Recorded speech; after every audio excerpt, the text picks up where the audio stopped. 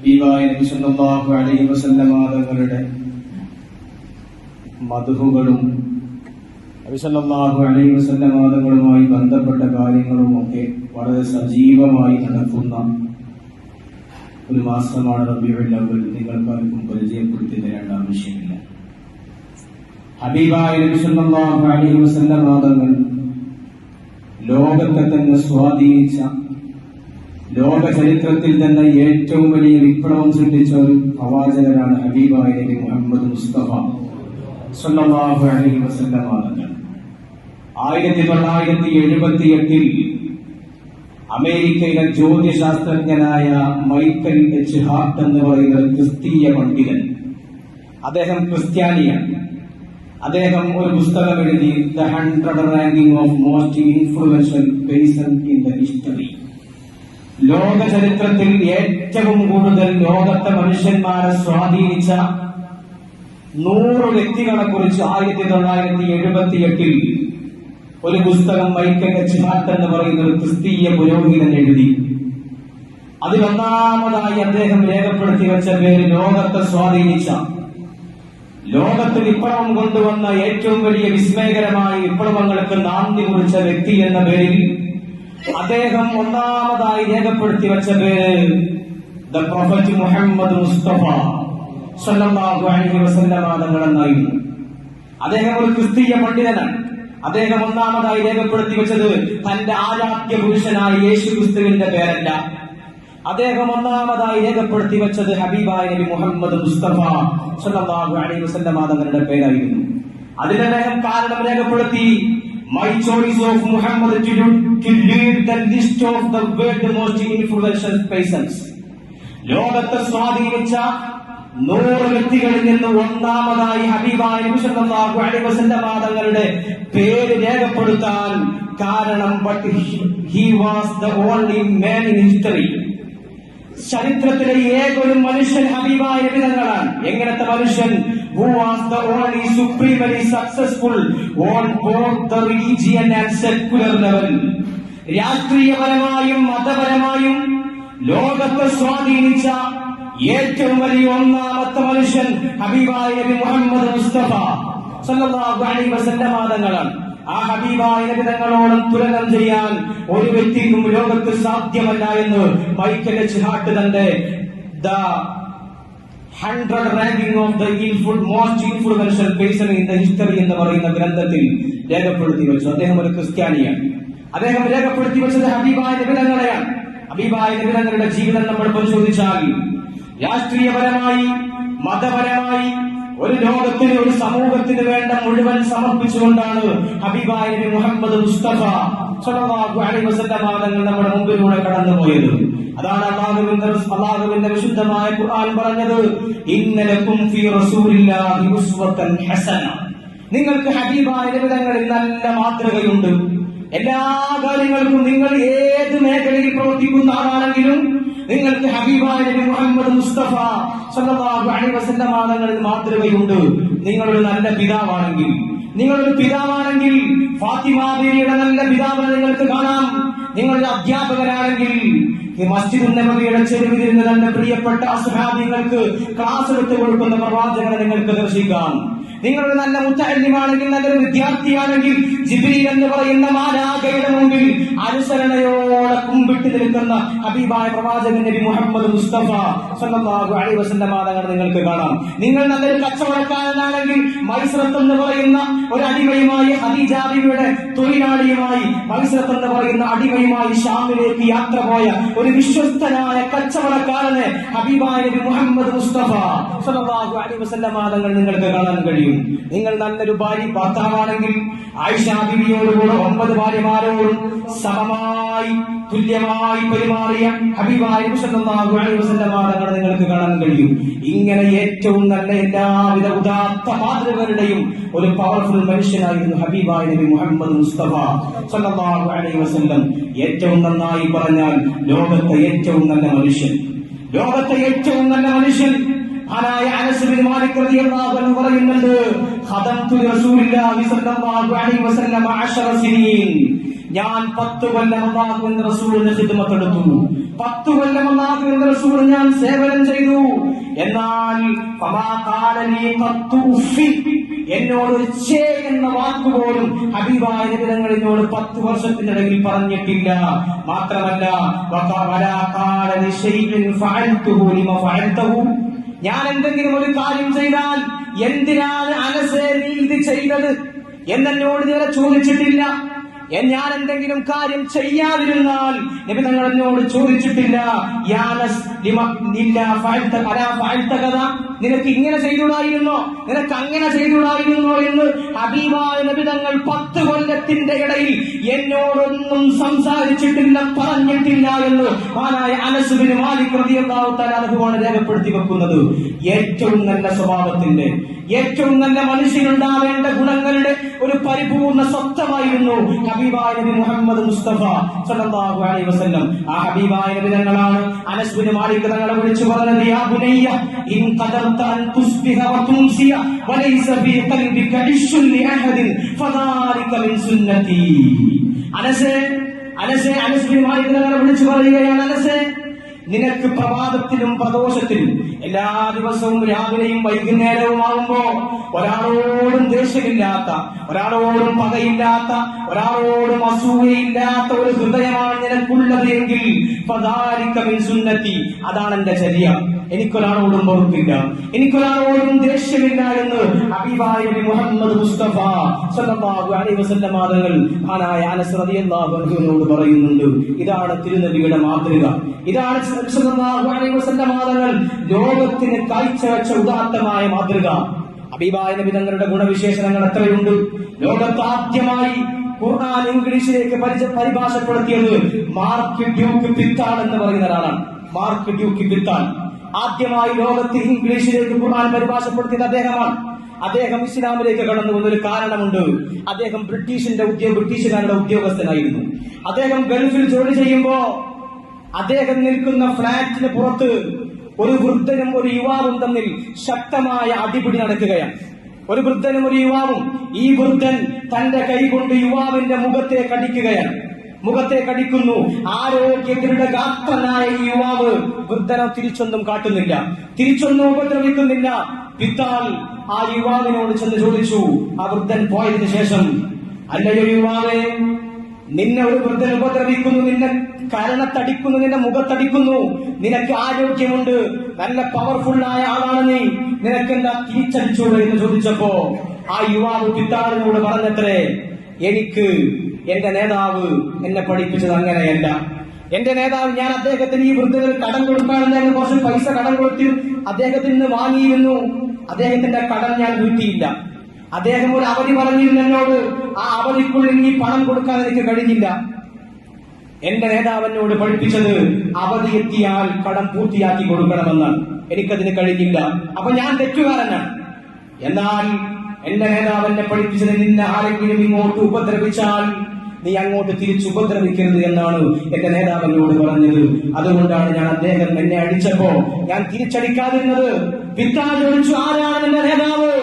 നിന്റെ നേതാവ് ആരാണ്? നിന്റെ നേതാവ് ഇപ്പോൾ ജീവിച്ചിരിപ്പുണ്ടോ? ആ മനുഷ്യൻ പറഞ്ഞില്ല, എന്റെ നേതാവ് ഹബീബായ നബി മുഹമ്മദ് മുസ്തഫ സല്ലല്ലാഹു അലൈഹി വസല്ലം തങ്ങളാണ്. 1400 വർഷങ്ങൾക്ക് മുമ്പ് മരണപ്പെട്ടു പോയ ആളാണ് എന്റെ പ്രവാചകൻ, എന്റെ നേതാവ്. പിതാൾ അത്ഭുതപ്പെട്ടു, ആശ്ചര്യപ്പെട്ടു എന്ന് മാത്രമല്ല, അദ്ദേഹം മനസ്സിൽ വിചാരിച്ചു, അല്ലാഹു, എന്റെ ദൈവമേ, 1400 വർഷങ്ങൾക്ക് മുമ്പ് മരണപ്പെട്ടു പോയ ഒരു മനുഷ്യന്റെ വാക്കുകളുടെ സ്വാധീനം ഇന്നും നിലനിൽക്കുന്നു. ആ മനുഷ്യൻ പറഞ്ഞ വാക്കുകൾ ഇന്നും അതുപോലെ അനുസരിക്കാൻ, അതുപോലെ ജീവിതത്തിൽ കൊണ്ടുവരാൻ മനുഷ്യന്മാർ തയ്യാറാകുന്നത് എന്ന് കണ്ട് ആ പിത്താൾ എന്ന് പറയുന്ന ക്രിസ്ത്യാനിയായ മനുഷ്യൻ അത്ഭുതപ്പെട്ടു. അദ്ദേഹം നബി തങ്ങളെ കുറിച്ച് പഠിച്ചു, ഇസ്ലാമിനെ കുറിച്ച് പഠിച്ചു, ഇസ്ലാമിലേക്ക് കടന്നു വന്നു. ലോകത്താദ്യമായി വിശുദ്ധമായ ഖുർആൻ ഇംഗ്ലീഷിലേക്ക് പരിഭാഷപ്പെടുത്തി. ഇതാണ് ഹബീബായ നബി മുഹമ്മദ് മുസ്തഫ സല്ലല്ലാഹു അലൈഹി വസല്ലം തങ്ങൾ ലോക ചരിത്രത്തിൽ ഉണ്ടാക്കിയ സ്വാധീനം. ഇത് നമുക്ക് വിസ്മരിക്കാൻ കഴിയില്ല. മഹാനായ അംർ ഇബ്നു ആസ് റളിയല്ലാഹു തആല അൻഹു പറയുന്നു, വമാ കാന അഹദുൻ അഹബ്ബ ഇലയ്യ മിൻ റസൂലില്ലാഹി സ്വല്ലല്ലാഹു അലൈഹി വസല്ലം. നബി സ്വല്ലല്ലാഹു അലൈഹി വസല്ലം തങ്ങളെക്കാൾ എനിക്ക് ലോകത്ത് പ്രിയപ്പെട്ട ഒരാളും ഉണ്ടായിട്ടില്ല. വലാ ജല്ല ഫീ ഐനി മിൻഹു വമാ കുൻതു ഉതീഖു അൻ അംല ഐനി ജിലാലഹു. ഹബീബായ നബി സല്ലല്ലാഹു അലൈഹി വസല്ലം തങ്ങളുടെ ബഹുമാനം കാരണം ആ മുഖത്തേക്കൊന്ന് നോക്കാൻ പോലും എനിക്ക് കഴിഞ്ഞിട്ടില്ല. മഹാനായ അനസ് റളിയല്ലാഹു അൻഹു പറയുകയാണ്,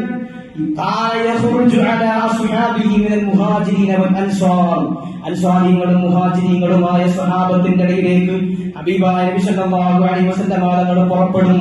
വഫീഹിം അബൂബക്കറും ഉമർ, സ്വഹാബത്തിന്റെ കൂട്ടത്തിൽ അബൂബക്കർ തങ്ങളും ഉമർ തങ്ങളും ഉണ്ടാകും.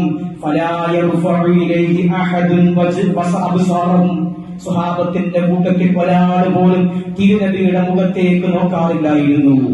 തിരുനബിയുടെ മുഖത്തേക്ക് നോക്കാൻ പേടിയാണ്, ഭയമാണ്. അത്രയും വലിയ ഗാംഭീര്യമുള്ള, അത്രയും വലിയ സകല സൗന്ദര്യത്തിന്റെയും സ്വരൂപമായുള്ള ഹബീബായ നബി തങ്ങളുടെ മുഖത്തേക്ക് ഒരു സ്വഹാബത്തിനും നോക്കാൻ കഴിയില്ല. ഇല്ല അബൂബക്കറും ഉമർ, അബൂബക്കർ തങ്ങളും ഉമർ തങ്ങളും ഒഴികെ അവർ രണ്ടുപേരും മാത്രമേ തിരുനബിയുടെ മുഖത്തേക്ക് നേർക്ക് നേരെ നോക്കിയിരുന്നുള്ളൂ എന്ന് മഹാനായ അനസ് റളിയല്ലാഹു തആല അൻഹു രേഖപ്പെടുത്തി വെക്കുന്നു. ഇത് തിരുനബിയോടുള്ള ആദരവാണ്, തിരുനബിയോടുള്ള ബഹുമാനമാണ്. ആ ആദരവും ബഹുമാനവുമാണ് നമുക്ക് വേണ്ടത്, നമ്മുടെ ജീവിതത്തിൽ അതാണ് വേണ്ടത്. നബി സല്ലല്ലാഹു അലൈഹി വസല്ലം തങ്ങൾ ഹിജ്റ കഴിഞ്ഞ് മദീനയിലെത്തിയപ്പോ ഓരോ സ്വഹാബത്തും ഹബീബായ നബി തങ്ങളുടെ വീട്ടിലേക്ക് ക്ഷണിച്ചു. നബിയെ, എന്റെ വീട്ടിലേക്ക് വരണം, എന്റെ വീട്ടിലേക്ക് വരണം, നിങ്ങളുടെ താമസ സ്ഥലം എന്റെ വീട്ടിലാണ് എന്ന് പറഞ്ഞ് ഓരോ സ്വഹാബത്തും നബി തങ്ങളെ ക്ഷണിച്ചപ്പോ ഖസ്വ എന്ന് പറയുന്ന ഒട്ടകത്തിന്റെ മൂക്ക് കയറി പിടിച്ചു ഓരോ സ്വഹാബത്തും വീട്ടിലേക്ക് വലിച്ചപ്പോ തിരുനബി തങ്ങൾ പറഞ്ഞത്, ദഈഹാ ഫഇന്നഹാ മഅ്മൂറ, എന്റെ ഒട്ടകത്തെ നിങ്ങൾ വിടണം, എന്റെ ഒട്ടകത്തെ നിങ്ങൾ വിടണം, എന്റെ ഒട്ടകം അതിന് കൽപ്പന കിട്ടിയിട്ടുണ്ട്, ആരുടെ വീട്ടിലേക്കാണ് ഞാൻ കയറേണ്ടത് എന്ന്.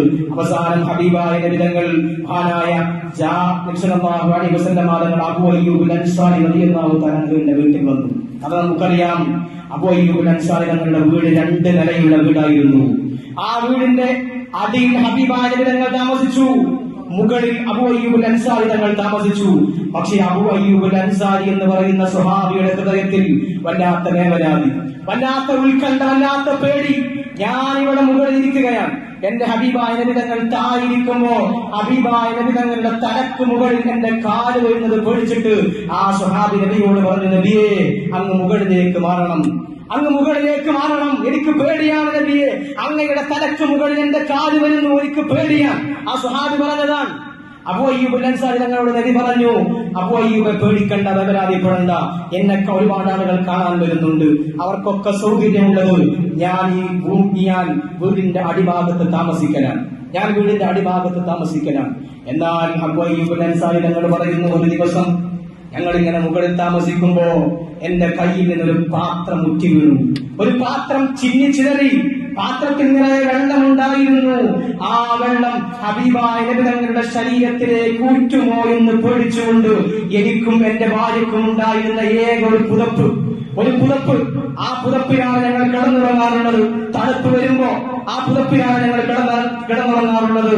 ആ പുതപ്പെടുത്തിട്ട് ഹബീബായ നബി തങ്ങളുടെ ശരീരത്തിലേക്ക് വെള്ളം ഉറ്റി വീഴുമോ എന്ന് പേടിച്ചുകൊണ്ട് ഞങ്ങൾ രണ്ടുപേരും ആ വെള്ളം മുഴുവൻ ഞങ്ങളുടെ പുതപ്പ് കൊണ്ട് തുടച്ചുവെന്ന് മഹാനായ അബൂ അയ്യൂബ് അൻസാരി റളിയല്ലാഹു തആല എന്ന് പറയുന്നതായി നമുക്ക് കാണാൻ കഴിയും. ഇത് ഹബീബായ നബി തങ്ങളുള്ള മഹബ്ബത്തിന്റെ ഏറ്റവും വലിയ ഉദാഹരണമാണ്. വിധങ്ങളുടെ ജീവനുള്ള മനുഷ്യന്മാർ മാത്രമല്ല സ്നേഹിച്ചത്, ജീവനില്ലാത്ത പരത്തടികൾ പോലും നബി തങ്ങളെ സ്നേഹിച്ചു. നബി തങ്ങൾ എന്നും ഖുതുബ ഓതിയിരുന്ന മദീനത്തെ പള്ളിയിൽ ഖുതുബ ഓതിയിരുന്ന ഈത്തപ്പന തടി ഉണ്ടായിരുന്നു. അപ്പോൾ നബി സല്ലല്ലാഹു അലൈഹി വസല്ലം തങ്ങൾക്ക് ഒരു സ്വഹാബി മദീനത്തെ പള്ളിയിലേക്ക് ഒരു മിമ്പർ ഓഫർ ചെയ്തു.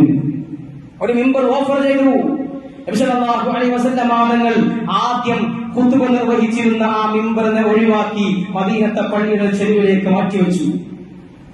അങ്ങനെ ഒരു ദിവസം സ്വഹാബത്ത് വരുമ്പോ മദീനത്തെ പള്ളിയുടെ ചെരുവിൽ നിന്നൊരു സൗണ്ട് ഇങ്ങനെ കേൾക്കുകയാണ്, ഒരു കരച്ചിൽ, വല്ലാത്തൊരു വിങ്ങൽ. സ്വഹാബത്ത് പറഞ്ഞു, നബിയെ ആ ഈത്തപ്പന തടിയാണ് കരയുന്നത്, നബിയെ ആ ഈത്തപ്പന തടിയാണ് കരയുന്നത്. ഹബീബായ നബി സല്ലല്ലാഹു അലൈഹി വസല്ലം തങ്ങൾ ചെന്നു. ജാഅ നബി സല്ലല്ലാഹു അലൈഹി വസല്ലം ഫവളഅ യദഹു അലൈഹാ, ആ ഈത്തപ്പന തടിയുടെ മുകളിൽ ഹബീബായ നബി തങ്ങൾ തന്റെ പരിശുദ്ധമാക്കപ്പെട്ട നബുവത്തിന്റെ കരങ്ങൾ വെച്ചു. ഫസകലത്തു, ആ ശബ്ദം നിലച്ചുപോയി. ഈത്തപ്പഴത്തടിയുടെ കരച്ചിൽ നിന്നുപോയി എന്ന് മഹാന്മാരായ പണ്ഡിതന്മാർ അവരുടെ ഗ്രന്ഥങ്ങളിൽ രേഖപ്പെടുത്തി വെക്കുന്നു. ഇത് നബി തങ്ങളോടുള്ള മഹബ്ബത്തിന്റെ ഏറ്റവും വലിയ രൂപമാണ്.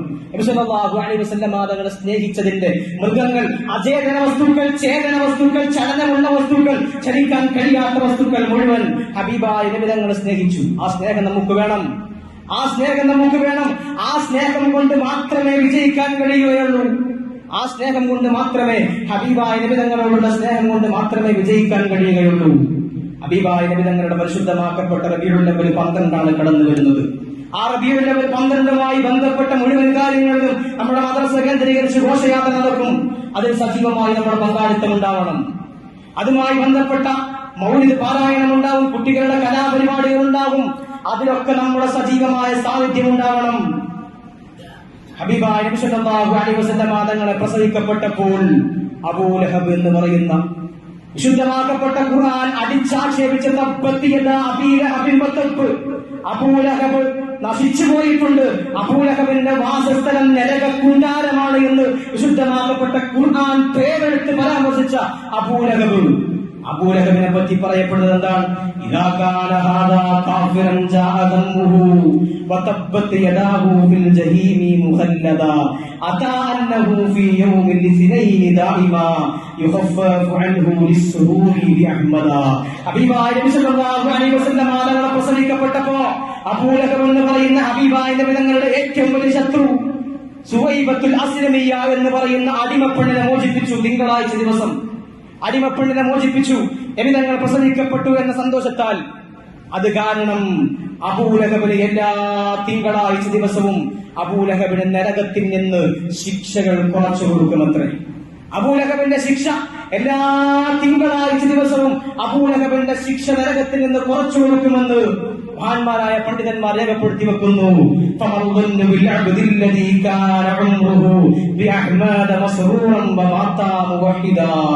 അപ്പോൾ ഹബീബായ നബി തങ്ങളെ കൊണ്ട് സന്തോഷിക്കുന്ന, നബി തങ്ങളുടെ ജന്മദിനം കൊണ്ട് സന്തോഷിക്കുന്ന, ആ ജന്മദിനത്തിൽ പരിപൂർണമായി ആഘോഷത്തിൽ ഏർപ്പെടുന്ന, നബി തങ്ങളുടെ മദനുകൾ പാടുന്ന, മൗലിദുകൾ പറയുന്ന, സദസ്സുകളിൽ പങ്കെടുക്കുന്ന ആളുകൾക്കുള്ള കൂലി എത്രയായിരിക്കും? ഒരു കാഫിറായ വിശുദ്ധമാക്കപ്പെട്ട ഖുർആൻ പേരെടുത്ത് ശപിച്ച ഒരാൾക്ക് പോലും നബി തങ്ങളെ കൊണ്ട് സന്തോഷിച്ച കാരണത്താൽ അള്ളാഹു ശിക്ഷയിൽ ഇളവ് കൊടുത്തുവെങ്കിൽ ഒരു മുഅ്മിനിന്റെ അവസ്ഥ എന്തായിരിക്കും? നമ്മൾ ചിന്തിക്കണം, ഗൗരവത്തോടെ ചിന്തിക്കണം. ഇത് നമുക്കൊരവസരമാണ്. ഈ റബീഉൽ അവ്വൽ നമുക്കൊരവസരമാണ് നമ്മുടെ നന്മകളെ പരിപോഷിപ്പിക്കാൻ, ഹബീബായ നബി സല്ലല്ലാഹു അലൈഹി വസല്ലം തങ്ങളോട് കൂടുതൽ അടുക്കാൻ ഉള്ളൊരു മാർഗമാണ്, ഒരു കാരണമാണ്. അതുകൊണ്ട് ആ കാരണത്തെ പറഞ്ഞ കൃത്യമായി നമ്മൾ ഉപയോഗപ്പെടുത്തണം. നബി സല്ലല്ലാഹു അലൈഹി വസല്ലം തങ്ങളുടെ മൗലിദ് പാരായണം ചെയ്യുന്ന സദസ്സുകളിലൊക്കെ പങ്കെടുക്കണം. നമ്മുടെ മദ്രസയുമായി കേന്ദ്രീകരിച്ചുകൊണ്ട് നടക്കുന്ന മീലാദ് റാലി, ഘോഷയാത്ര, അതുപോലെ തന്നെ അനുബന്ധമായി നടക്കുന്ന മൗലിദ് പാരായണം, കുട്ടികളുടെ കലാപരിപാടികൾ, ഇതൊക്കെ നബി തങ്ങളുടെ മദ്ഹ് പറയുന്ന സദസ്സുകളാണ്. നബി തങ്ങളുടെ വിശേഷണങ്ങൾ പാടിപ്പുകഴ്ത്തുക, പറയുക, ഇതൊക്കെ ചെയ്യുന്ന സദസ്സുകൾ. അതിനൊക്കെ നമ്മുടെ സാന്നിധ്യം കൊണ്ടെങ്കിലും നമ്മൾ അതിന്റെ അനുഭാവം പുലർത്തണം. അള്ളാഹു സുബ്ഹാനഹു വ തആല തൗഫീഖ് നൽകി അനുഗ്രഹിക്കട്ടെ. ഹബീബ